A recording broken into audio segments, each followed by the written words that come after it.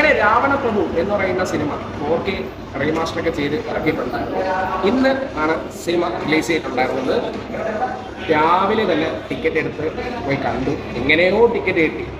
Experience ഒക്കെ ഉണ്ടായിരുന്നു കഴിഞ്ഞാൽ അടിപൊളി എക്സ്പീരിയൻസ് ആയിരുന്നു. മോഹൻലാൽ ഫാൻസും അടിപൊളി എക്സ്പീരിയൻസ് ആയിരുന്നു. അതുപോലെ തന്നെ 4K റീമാസ്റ്റർ പ്രിന്റ് എങ്ങനെ ഉണ്ടായിരുന്നു കേട്ട് കഴിഞ്ഞാൽ നല്ല പ്രിന്റാണ്. കളർ ഗ്രേഡിങ് കൊള്ളാം. സൗണ്ട് എഫക്റ്റ് എടുത്ത് പറയണം. സൗണ്ട് എഫക്റ്റും സൂപ്പറായിരുന്നു. ഒരു നല്ലൊരു എക്സ്പീരിയൻസ് ആയിരുന്നു. ഒന്ന് രണ്ട് ചെറിയ കട്ടൊക്കെ ഉണ്ട്, പക്ഷേ അതൊന്നും സിനിമയെ ബാധിക്കുന്നില്ല. അത് നല്ല ഒരു ഫ്ലോയിൽ പോകണുണ്ട്.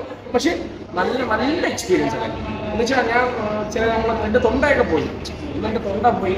ആ പാട്ടായാലും ലാലേട്ടൻ്റെ ഡയലോഗ് ഡെലിവറി ആയാലും ഇമോഷണൽ സീനായാലും ഇമോഷണൽ 1-2 സീനൊക്കെ എനിക്ക് കരയണ ആ ഒരു വക്കിൽ വരെ എത്തി. അപ്പോൾ ആ ഒരു പടം അങ്ങനെ കണ്ടുപോയി. ലാലേട്ടൻ്റെ ആ ഒരു മംഗൽശ്ശേരി നീലകണ്ഠൻ അങ്ങനെ കാർത്തികയും ഈ രണ്ട് ആ ഒരു ഇമോഷണൽ ഉണ്ടല്ലോ.